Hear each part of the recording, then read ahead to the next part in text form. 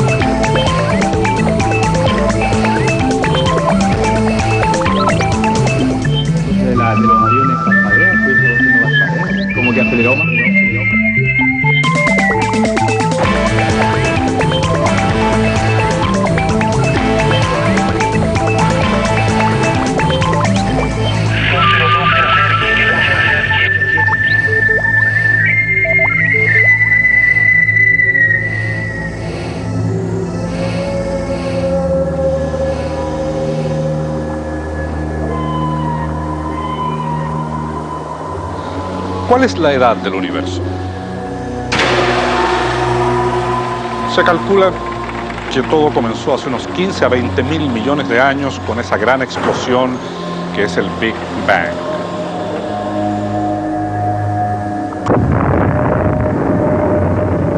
Ahora, los científicos calculan que nuestro sistema solar y por lo tanto nuestro planeta data de unos 4.600 millones de años. Y a la luz de esas cifras, que son en realidad difíciles de comprender debidamente, la verdad es que seríamos unos recién llegados incluso a nuestra galaxia, la Vía Láctea, y que recién comenzaríamos a atisbar los misterios y secretos del universo desde una esquina perdida. En cierto modo seríamos comparables a un viajero que avanza solo en la noche por una carretera llena de incertidumbres.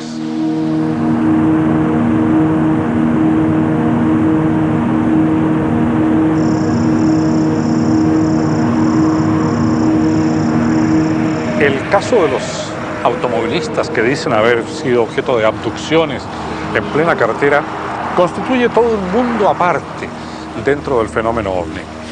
Según los ufólogos, la carretera es el lugar ideal de paso fugaz, en las noches normalmente solitaria, para que se produzcan estas abducciones o encuentros cercanos del cuarto tipo.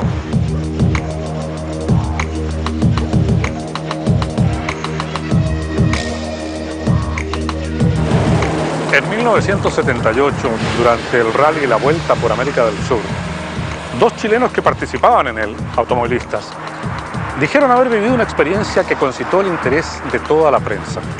Según ellos, fueron interceptados en plena carretera por un ovni que los levantó del suelo con su vehículo. Nosotros, a 20 años de ese acontecimiento, hemos buscado a los protagonistas, a testigos y rastreado cualquier evidencia respecto a lo que verdaderamente sucedió en esa ocasión.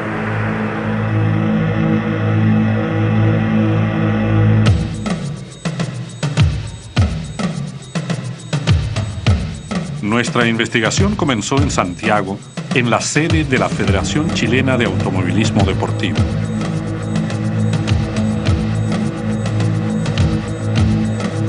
Su gerente, Pietro Morales, nos ayudó a reconstruir cómo fue el rally de 1978.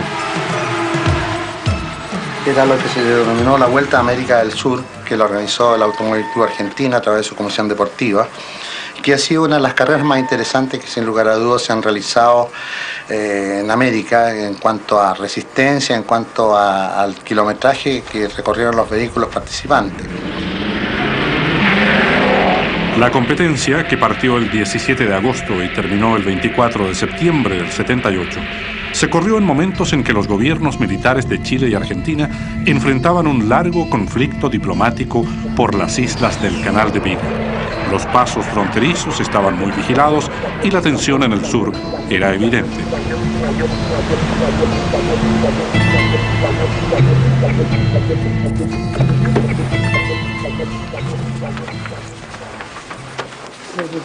En este libro Ruta hay lugares de control donde los pilotos deben cruzar o pasar. En algunos son términos de etapa donde se les timbra un carnet en que anotan la hora de llegada y la hora de partida, en cada caso la hora de partida y después la hora de llegada.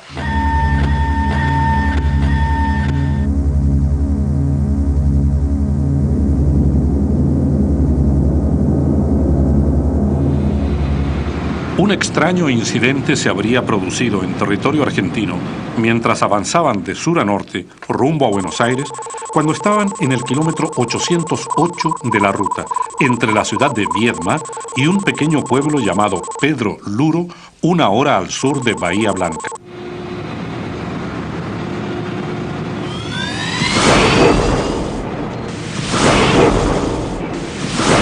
Lo sucedido cuenta que ellos se saltan 3 etapas de control de rally, ¿no es cierto? Sí. En el fondo, a ellos lo descalifican después por hacer trampa. ¿Es efectivo eso? Bueno, efectivamente hubo una situación muy anómala ahí y que obviamente no está en ningún reglamento que si son remolcados, si son castigados. En este caso se pensó que habían sido que ellos o que no tomaron la ruta que está planificada dentro del libro de ruta, digamos. Yo personalmente pienso de que el tratar de evitar algunos de los recorridos era muy difícil, sobre todo cuando se está en territorios que se desconocen. Y en este caso el chileno Carlos Acevedo no conocía el camino. No, yo creo que es difícil, sobre todo en estas zonas difíciles y nocturnas menos todavía. Se juega con los minutos en forma muy estrecha, con los segundos inclusive, entonces de que se hayan acortado tiempo es difícil realmente, difícil. Revisando la prensa argentina, descubrimos que hubo 2 testigos que estuvieron con los pilotos chilenos inmediatamente después de lo que narran, y al cabo de 3 meses de búsqueda y contactos telefónicos, aceptaron recibirnos.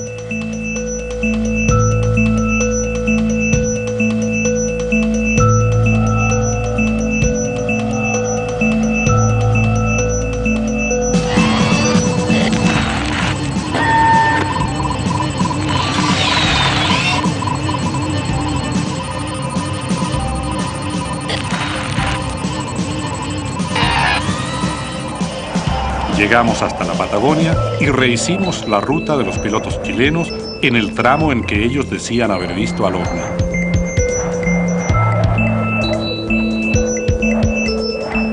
Comprobamos al menos que en esa zona de terrenos desolados, quien se salga del camino corre el riesgo de extraviarse.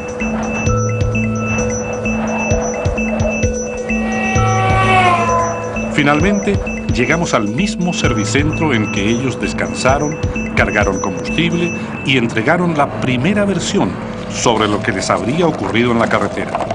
Ahí nos esperaban los testigos argentinos.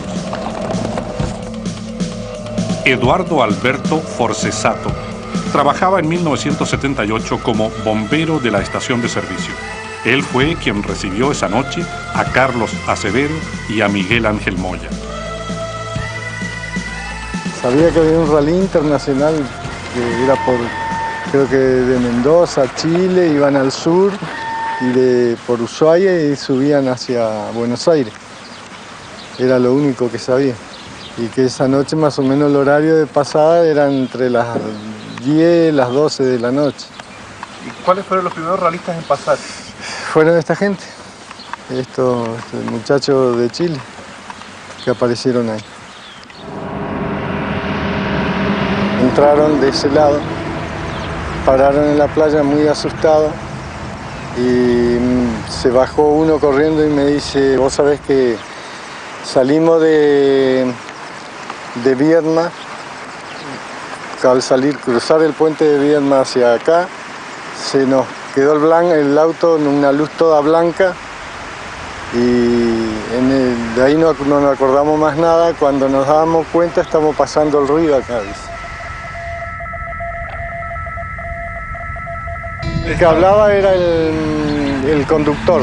El acompañante lo único que no hablaba nada y temblaba.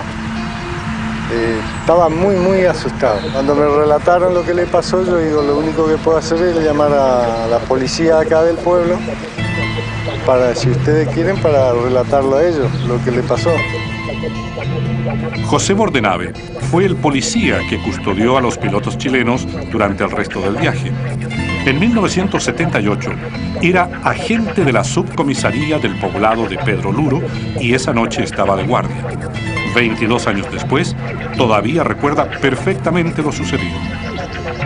Según comentaron, llegaron eso de la 1 de la mañana, que un plato volador los levantó, los trajo hasta acá, hasta la estación de servicio, la Shell. Creo que echaron nafta acá y de ahí fueron a la subcomisaría a verlo al oficial que estaba a cargo para que lo acompañaran hasta Bahía porque tenían miedo de ir solo. Eso fue lo que dijeron. Y lo que le brindó la policía en ese momento fue una custodia hasta Bahía Blanca, hasta el otro puesto de control. Fuimos en el auto de los muchachos esto, en el auto de carrera de ellos. Iba el chofer manejando, el acompañante y yo atrás. Podrían estar un poquito alterados, no digo que no, pero iban conversando normal todo el camino. Lo que me quedó en la cabeza, que le dijo el acompañante, creo que le dijo, capaz que con esto ahora nos clasifican. ¿Usted les cree a ellos? Y en ese momento, por los horarios que dicen ellos que salieron de Viedma acá a Pedro Luro, que son 100 kilómetros, no le da nunca un coche la velocidad que han realizado el tramo ese. Puntero venía delante de ellos, no sé cómo fue, y llegaron primero, así que no sé. ¿Y es posible hacer esa ruta entre Viedma y Pedro Luro por otro lado que no sea ese y hacer un trayecto más corto? No, esa es la única ruta.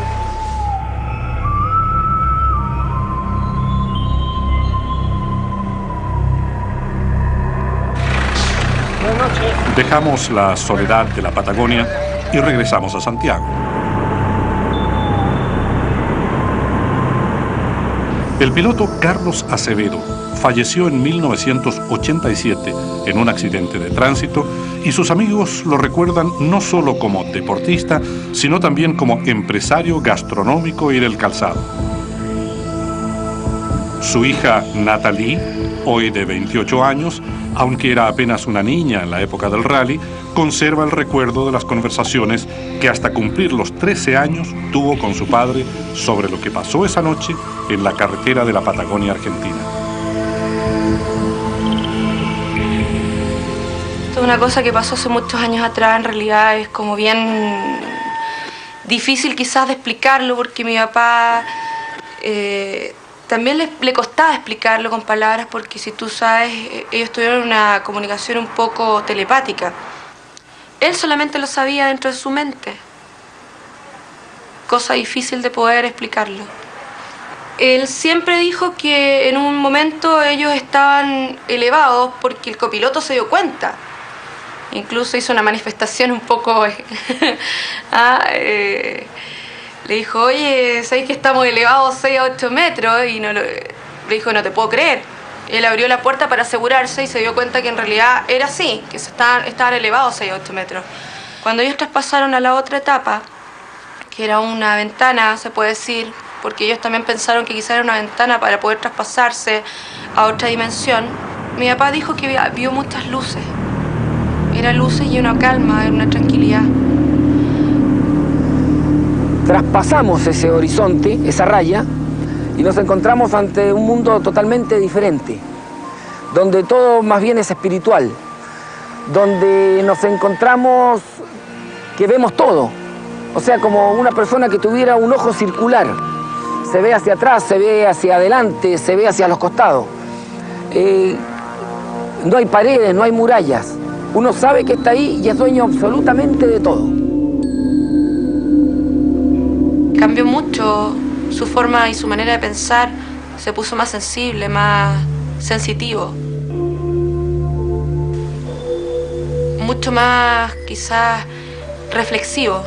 Yo lo siento de repente en mi cama, que está conmigo, siento su energía, lo siento detrás mío. Es una cosa muy especial.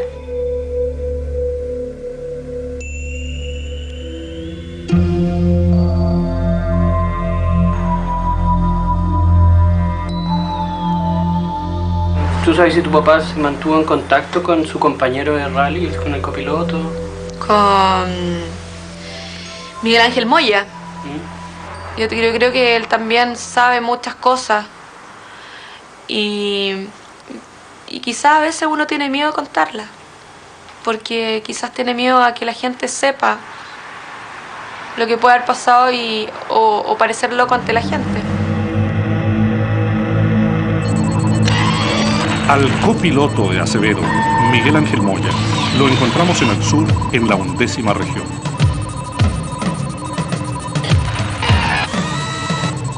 Insistimos con él durante más de un año, hasta que aceptó la entrevista, a pesar de que llevaba 2 décadas sin referirse al caso.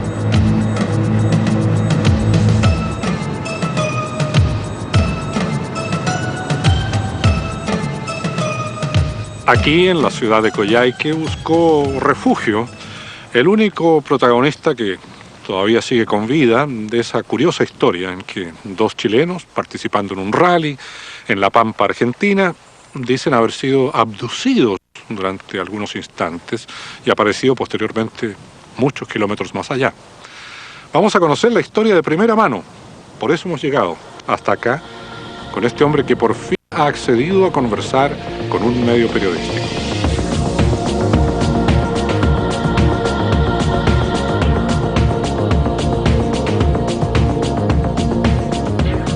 Miguel Ángel Moya es mecánico profesional, casado, una hija, hoy posee su propio taller. En 1978 tenía 18 años y trabajaba en una empresa que importaba repuestos para automóviles franceses. Fue entonces cuando se involucró en el rally Vuelta a América del Sur, porque en Arica conoció a los pilotos chilenos y aceptó participar en su condición de mecánico sin saber que terminaría siendo copiloto. A Carlos Acevedo le gustó el trabajo que yo hice, porque tenía un problema que no habían podido solucionar, y yo lo solucioné en 15 minutos en el camino. Entonces le gustó, dijo, acompáñanos, y la verdad me autorizó mi jefe y seguimos con ello.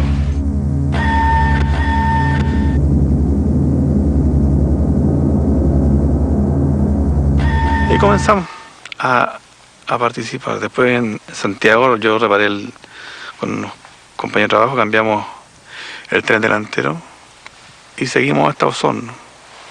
Y en Osorno pasó un problema entre Carlos y Hugo, no sé cuál fue. Y de ahí yo pasé a Argentina y ahí Carlos Acevedo me dijo, vamos, sigue tú, continúa tú y vámonos. El copiloto, el que apura el auto, el que lo hace arriesgarse en ciertos momentos, y me tocó hacerlo. Lo pasamos muy bien esa época. ¿Cómo era Carlos? Mira, es muy parecido a mí. Simpático, no, muy agradable él. Bueno, para reírse, para las bromas, es una persona muy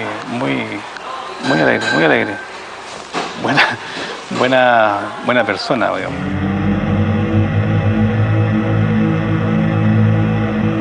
¿Por dónde pasaron a Argentina? ¿Por Osorno? ¿Por ahí por el paso del Puyehue? Exactamente. Sin asfalto en esa época. Era parte del rally. Sí, del rally, sí. Eso era un tramo de enlace que se llamaba, que era Osorno-Bariloche el enlace. Ya. Y comenzó en Buenos Aires, hizo la vuelta completa, París, como te decía, Osorno, Ushuaí al final de Argentina, y después el Atlántico completo hasta Buenos Aires, ahí terminábamos. Y nosotros, un día, la verdad no me acuerdo la fecha, cargamos combustible en la noche, habíamos terminado de cenar, mal, pero habíamos comido igual, estábamos bien. Ya, ¿y entonces qué pasó? Yo comencé a cantarle la ruta a Carlos Y habíamos avanzado desde que largamos más o menos unos 10 kilómetros aproximadamente. De noche eran como las 1:30, 2 de la mañana. En la casi pampa era eso de Argentina. Entonces cuando estábamos corriendo, el auto se iluminó adentro, con una luz bien fuerte. Entonces yo miro hacia atrás y le digo a Carlos, corte a un lado que vienen los alemanes. ¿Que eran corredores alemanes? También, sí, era un rally internacional. Ya. Se llamaba Vuelta a la América del Sur. Ya. Entonces eran alemanes, habían 4 participando, 4 Mercedes-Benz. Entonces ellos andaban con foco bajo el parachoque, los originales, y sobre el capó. Entonces hacía la luz bien grande, una especie de abanico delante. Y nosotros muchas veces nos poníamos detrás de ellos para aprovechar su luz. ¿Y usted creyó que eran ellos? Sí, entonces le digo hasta un lado que vienen los alemanes. Entonces Carlos se corre, seguimos corriendo por la orilla y esta luz se quedaba atrás. O sea, seguía iluminado el auto y ellos no pasaban.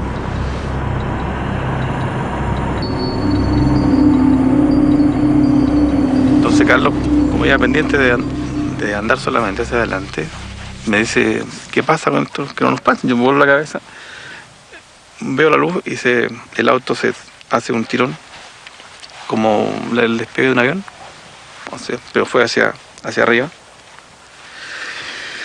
Y yo miré por la ventanilla, me agarro a la jaula antivuelco adentro y veo que hay 2 metros de altura del piso.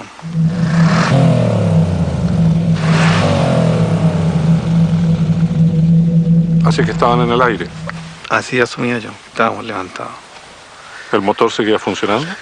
Mire, el detalle importante es que yo cuando pasa eso, se levanta el auto, el motor se acelera a fondo, se corta todo, desaparece todo, absolutamente todo.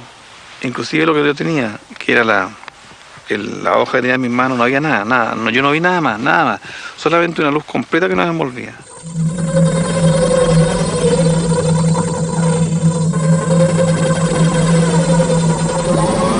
No voy a decir que me dio miedo, me dio terror. No sabía qué estaba pasando. Una mezcla rara de llorar, de desesperación. No sabía qué hacer, no sabía qué atinar, nada. Carlos gritaba, ¿qué está pasando?, decía.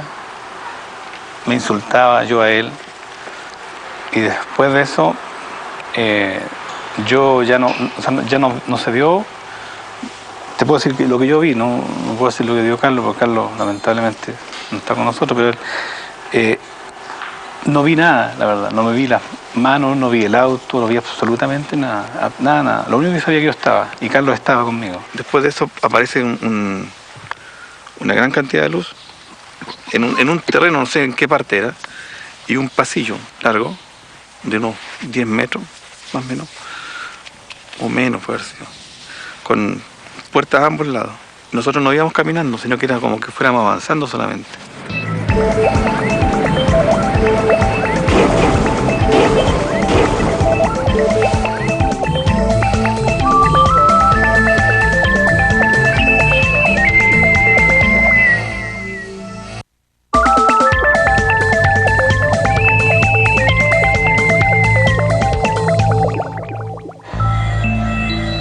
Estamos en Coyhaique, con el que sería el único testigo que queda con vida del incidente entre un ovni y un automóvil que él asegura haber vivido en el rally Vuelta a América del Sur en 1978. Miguel Ángel Moya dice que el auto en que viajaban él y el piloto Carlos Acevedo fue levantado por el aire y que, a medida que una luz cegadora los envolvía, empezaron a ver otras cosas. ¿Estuviste en una nave? Sí, seguro. ¿Por qué seguro? Porque no era algo donde yo he estado, imágenes que yo no conocía, cosas que no había visto jamás en mi vida. Dentro del pasillo habían puertas a ambos lados. Digo yo puertas porque pasaban luces del lado izquierdo al derecho y se cruzaban así. Casi todo sincronizado, porque cuando pasaba a la izquierda, pasaba a la otra. Se cruzaba justo siempre en el centro. Y nosotros avanzábamos eso. No sé si era de pie, no sé. Solamente sé que veíamos eso, que yo estaba ahí. O sea, que mis ojos estaban ahí, yo estaba ahí. Pero yo no me veía, no me sentía yo. No sentía frío, calor, no sentía nada. Solamente yo sabía que estaba ahí. Sabía que Carlos estaba porque lo sentía y porque lo escuchaba gritar. ¿Gritar? Claro. ¿Qué pasa? Me decía. ¿Qué está pasando?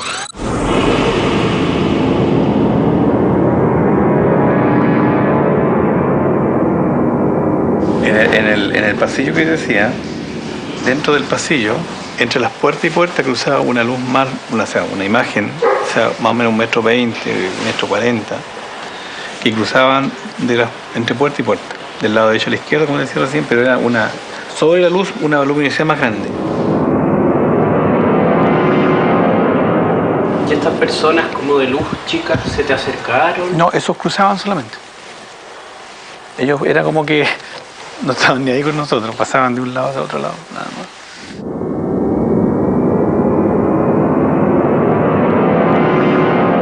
Llegamos al fondo y había una especie de una cuestión redonda, grande, no puedo decir cuántos metros, con una cúpula redonda, pero no era redonda por dentro, era como con hartos ángulos, distintos ángulos, porque yo miré hacia arriba. Y había como un tablero colgando.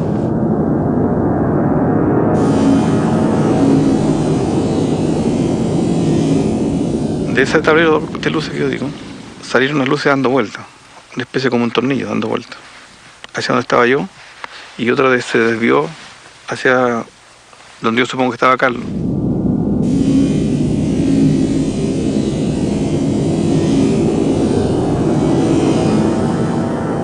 El sistema de las luces que iban circulando hacia nosotros.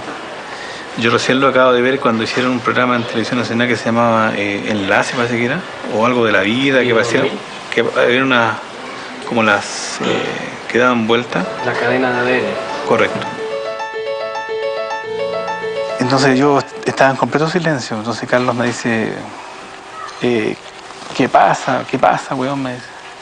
Entonces yo digo, entre nervioso que estaba y con miedo, le digo, parece que nos agarran los marcianos, weón.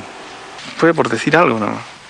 Y toda esta escena que estábamos viendo, todo este ambiente que teníamos, se perdió así, hizo un sonido bien especial y se desapareció toda la imagen que teníamos y volvimos a estar en el auto, a la orilla del camino, metidos hacia las piedras nuevamente, con el contacto abierto, motor parado.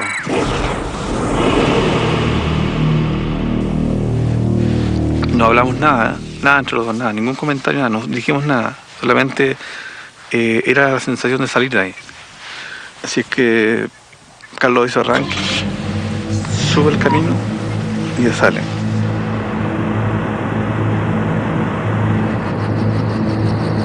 Anduvimos 3 metros, un poco más, 10 metros, calculo.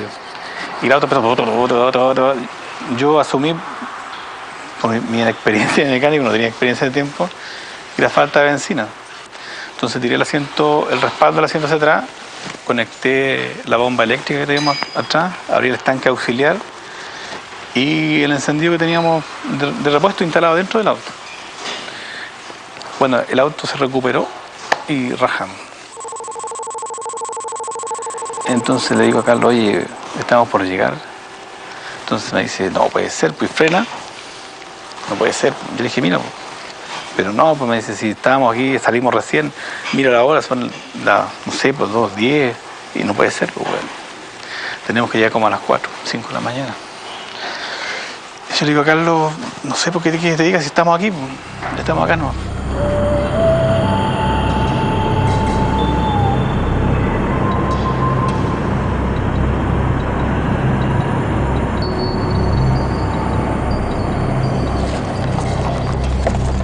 Entonces llegaron a una bomba de benzina.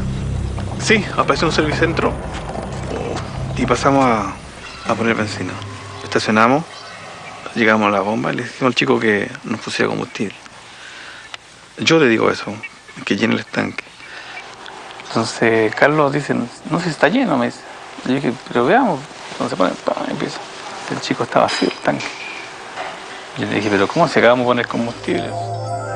Ellos me comentaban que llenaban el tanque en Viedma, donde es el control, y el tanque de reserva estaba vacío, el que va arriba. Y el de abajo tendría 20 litros, 30, más no tendría, porque le entró 100 y casi 100 litros, y esos tanques creo que en 120, los dos tanques. Entonces Carlos le hace el comentario de lo que pasó. Y este niño llega a mí y está loco, dijo nada más. Luego Carlos comenzó a dormirse. Yo tomé un saco de dormir que tenía metido adentro y nos quedamos dormidos. Pasa un rato y aparece gente, me toca el vidrio y le digo a Carlos, oye, nos buscan. Dice, che, ¿ustedes son los del rally? Sí. ¿Y qué hacen acá? Bueno, ya llegamos. Pero no puede ser. Si nosotros recién venimos llegando a instalarnos en la mesa, ustedes no pueden llegar acá. Estamos aquí. Entonces instala una radio sobre la mesa. El capó de una auto era una radio, saca una antena y empieza a comunicarse. A llamar los puestos que estaban pasados. Preguntan si había pasado el auto rojo, el número tanto, que no me recuerdo. Y le dicen no, llamó al segundo puesto tampoco, el tercero tampoco. En el cuarto sí habíamos pasado. ¿Cuántos puestos se saltaron? De controles 3, 70 kilómetros más o menos. Nos faltaban a nosotros. Quizás un poco más, pero no me recuerdo. Pero así rápidamente esos 70 nos faltaban.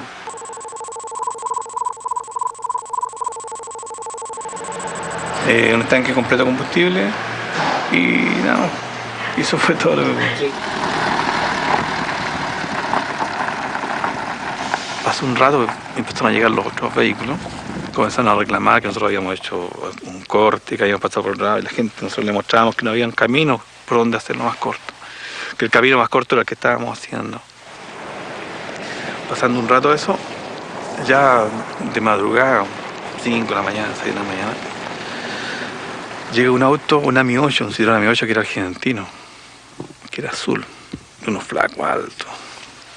Y él dice, muy desesperado, contando que había quedado sin batería, sin combustible en el camino y que había una intensa luz y que no sabía qué había pasado. Toda la gente que estaba con él se da vuelta hacia donde nosotros estábamos y fueron a preguntarnos, que nos contaran qué había pasado. Entonces ahí les contamos que había ocurrido eso, la luz, el asunto que estaba contando anteriormente. Y mucha gente nos creyó, ¿eh? En el momento se reían.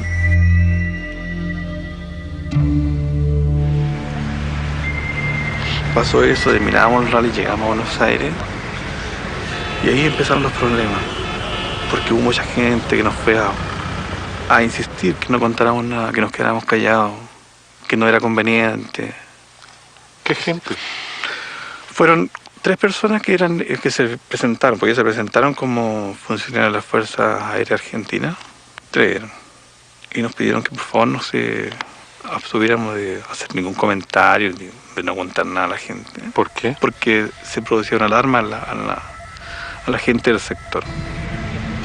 Según el relato, en una segunda reunión en Buenos Aires, otros personajes extraños abordaron a los pilotos chilenos. Algo así como la NASA, algo así como ese tipo de cosas. De esa onda era, porque yo la verdad no me recuerdo bien. Nos llevaron a una pizzería y ahí conversaron con nosotros 4 personas. ¿Qué le dijeron a esas personas? Que necesitaban las vestimentas que estábamos usando ese día, las pertenencias nuestras que teníamos en el vehículo y el vehículo. Usted no puede seguir hablando, porque usted no sabe lo que vio, no sabe nada, absolutamente nada. Casi me convenció. El vehículo no se lo llevaron ellos a un estacionamiento del Automóvil Club Argentino. Lo tuvieron 2 días. ¿Y la ropa? ¿Y se la llevaron? ¿Nunca se la Nunca me devolvieron?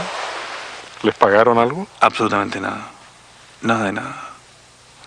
¿Y por qué accedieron ustedes a darles la ropa y el auto y todo eso? Yo la verdad lo entregué por temor, primero.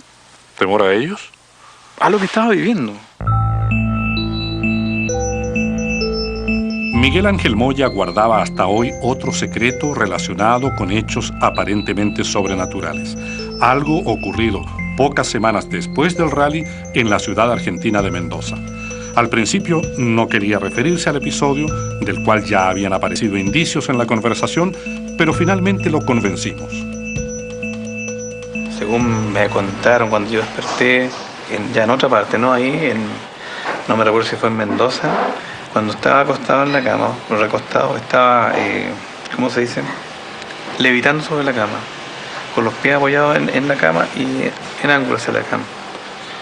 Yo solamente me acuerdo haber abierto los ojos cuando ellos gritaron y vi claro que estaba ahí.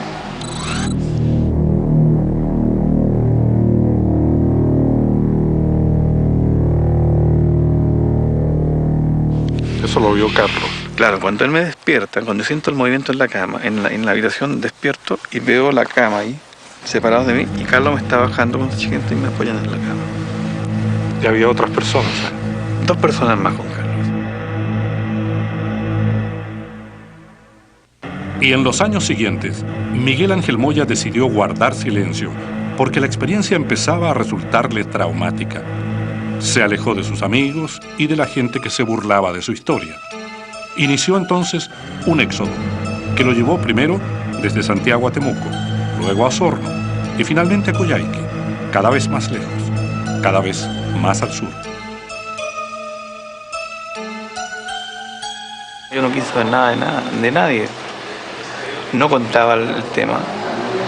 De hecho, te puedo decir, mi familia recién lo saben ahora, hace ¿cuánto? 2 meses, 3 meses, de noviembre del año pasado que lo conté así. Nadie sabía nada, nadie. ¿Ni tu señor? No, nadie. ¿Y por qué lo cuenta ahora? ¿Por qué lo cuento ahora? Un amigo, mi señora, mis hijos, que tuve que contarle antes de hacer esto a ellos, porque yo no sabía. Y llegamos a que hay que contarlo, porque me dice mi señora, mis amigos, hace 25 años atrás, esto no era como menos reconocido. Ahora sí, la gente por lo menos está un poco más abierta, más llana a saber qué es lo que ocurre realmente. Yo voy a contarlo ahora y se terminó. Aparte que les costó un montón ubicarme, como 1 año, más años, estuvieron 2 años buscando.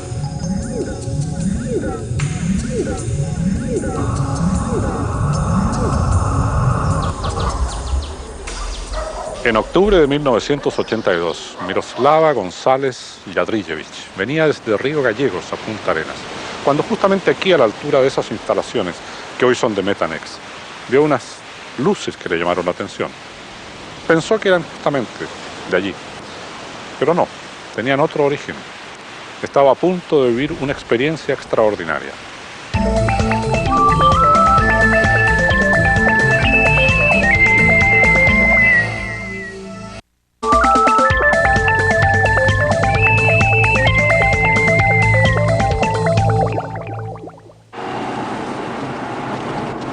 La investigación sobre denuncias de ovnis en la carretera nos conduciría pronto hacia un nuevo caso, esta vez en la ciudad de Punta Arenas.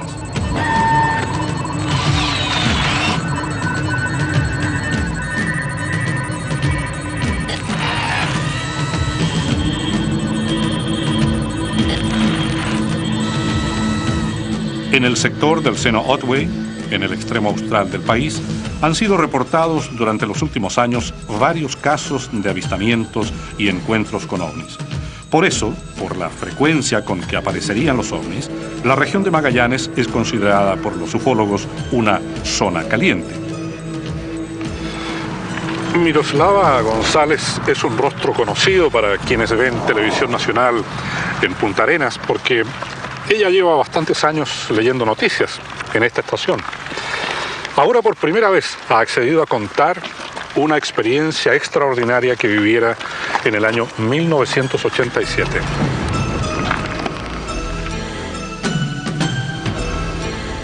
Casada y con 3 hijos, había mantenido en secreto hasta el día de hoy una experiencia que dice haberla involucrado a ella y a su primer esposo.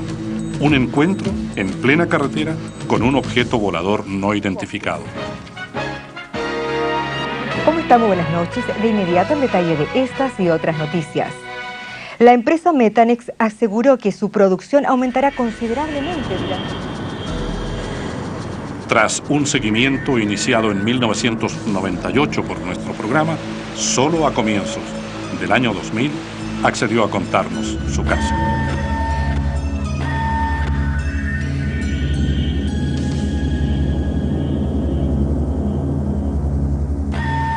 ¿Hace cuántos años de esto? De esto hace ya, 17 años. Ya. Y un poquito más de 17 años. Ya. ¿Cómo fue eso? ¿Dónde estaban? ¿De dónde venían? De Río Gallegos. Veníamos, era ya tarde, un día sábado.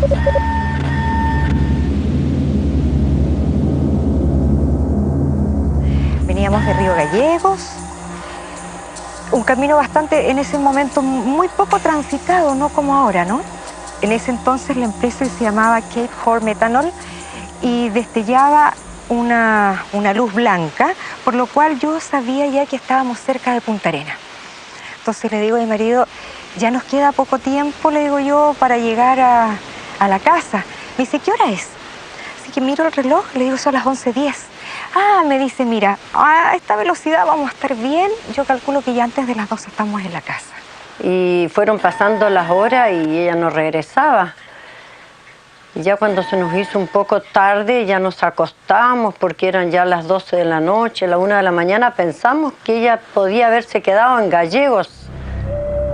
De repente miro, manejaba y veo una luz rara que emitía lucecitas así, rojas, azules, de repente se apagaban y hacía un destello, se me perdían y yo estaba bien interesada en mirar qué ocurría con esa luz.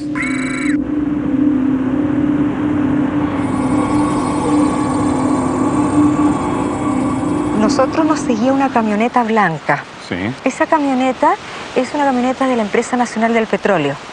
Así que de repente viene esa luz, ¿cierto? Y como que pasa encima del auto.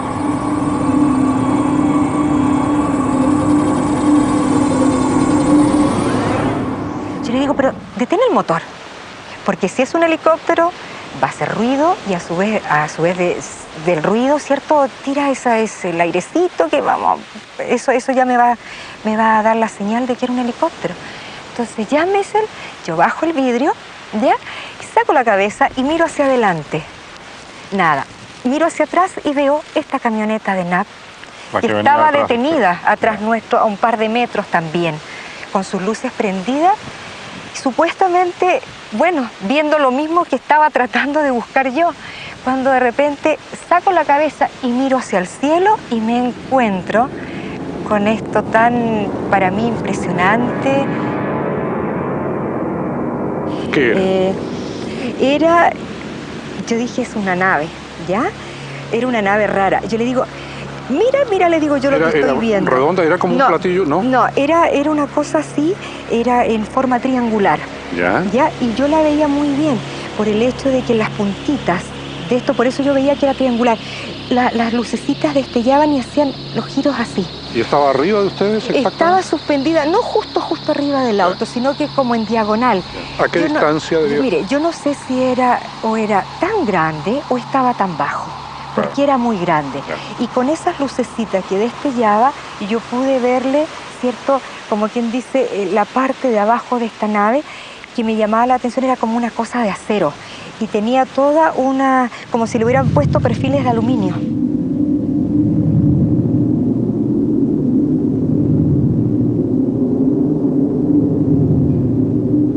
Le dije, a lo mejor son ideas tuyas, hija, a lo mejor te pareció, a lo mejor con el cansancio de la noche, donde a lo mejor te dormiste, lo soñaste. No, mami, me dijo, no, si todo fue real, fue una realidad.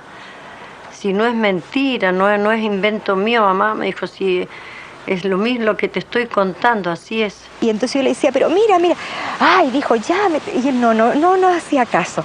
Entonces en una de esas le digo, pero háceme caso, por favor. Entonces abre la puerta, se baja y yo me detengo a mirarlo. Por supuesto, yo le vi medio cuerpo.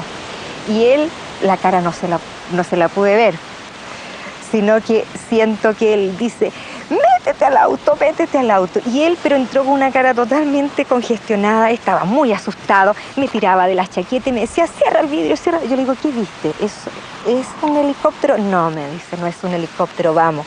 Yo le dije, no, yo quiero mirar, yo no tengo miedo. Y seguí, ¿no? Y él lo único que trataba, y le hacía el auto, y el auto no partía. En eso ya le dio arranque, ¿cierto? Partimos, y yo me di vuelta en el asiento hacia atrás para mirar. Y la camioneta a su vez también partió. Y sabe que eso es lo que yo vi, hizo un destello fuerte, blanco, iluminó y se internó hacia el mar, pero con una velocidad increíble. ¿Qué es lo que hizo la camioneta? Nos adelantó, ¿ya? Y cuando nos iba adelantando, este señor tocó la bocina, prendió una luz, no sé qué, pero la cosa es que yo lo vi a él y él nos hacía así. Cuando vio usted llegar a Miroslava, ¿cómo estaba ella? Muy nerviosa, estaba muy nerviosa, muy abatida, totalmente nerviosa. Cuando yo entro a verla, yo le digo, yo tan temprano, no me esperaste. Entonces, me dijo, yo pensé que se iban a quedar tan tarde que viajan si les pasa algo. Yo le digo, pero ¿cómo tan tarde? Le digo yo, si es temprano. ¿Cómo que temprano? Me dice, y ella mira el reloj del velador, me dice, si ya son las 2 de la mañana. Entonces yo le dije, no puede ser. Yo le digo, si a las 11:10 estábamos ya cerca. Y entonces me dice, son las 2. Nosotros nos miramos y no le encontramos ni una explicación. Había habido ahí un lapso que se perdió. Exacto. ¿Y el reloj de ustedes qué hora marcaba o no lo miraron? No, eran las 2 de la mañana. ¿En el reloj de ustedes también? Eran las 2 de la mañana. Eran las 2 de la mañana. Exacto, eran las 2 de la mañana. Por eso le digo, ella miró el reloj y ella nos dice, son las 2. De manera que hay ahí como 2 horas perdidas. Sí. ¿Y de esas 2 horas usted no tiene recuerdo alguno? Nada. No, de esas 2 horas no, porque para mí fueron en el auto, mientras el vehículo lo hacía partir, seguimos el viaje y llegamos. A esas 2 horas yo no las entiendo. ¿No se interesó alguna vez, puesto que hay un lapso ahí que está perdido, por hacer, por ejemplo, algún tipo de introspección, esto que se llama hipnosis de recuerdos y retrospectivas? Bueno, sí hubo una hipnosis hace un par de años, 2, 3 años atrás, pero querían ver si realmente lo que yo decía era cierto. ¿Y surgió algo respecto a ese lapso de 2 horas? Me dijo de que la experiencia era efectiva, era cierta, ¿ya? Y que hubo algo en esas 2 horas, también quizás hubo algún tipo de, no sé, de contacto. Pero la verdad, ¿a qué nivel? ¿Qué fue lo que ocurrió?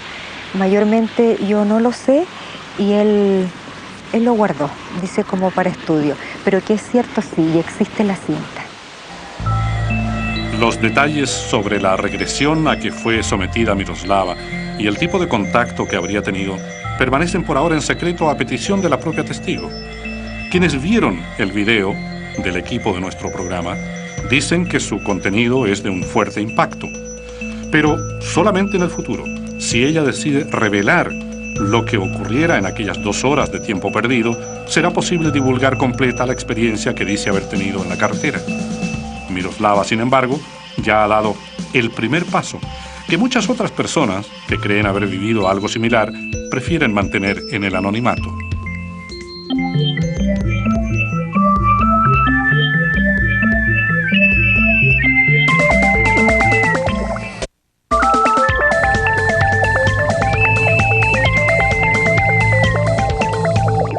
¿Por qué nunca ha querido usted decirle esto a ningún medio de difusión? Bueno, primero, por el hecho de que quizás la gente no me iba a creer.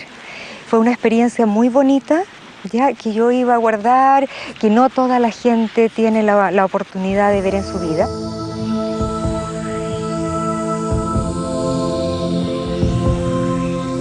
Yo era el payaso de la fiesta, el peluzón.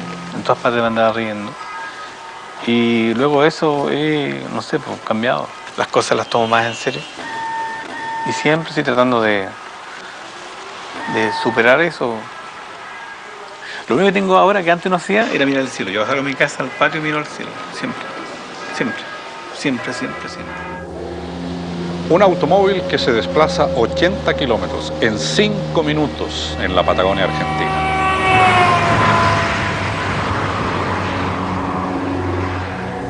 Un matrimonio chileno que ve un ovni con estructura metálica sobre sus cabezas en Magallanes. Y norteamericanos que dicen haber visto objetos voladores, incluso alienígenas. Nos enfrentan a un dilema con estos casos de carretera. Para los ufólogos, un dilema muy claro. ¿Qué sucedió durante ese missing time o tiempo perdido que ellos dan como un hecho cierto? Para nosotros, el encontrar una explicación racional al por qué esas personas son incapaces de recordar lo sucedido durante ese lapso. Tal vez, así como atisbamos el universo desde una remota esquina, nos encontramos en la misma situación con respecto a las complejidades de la mente humana.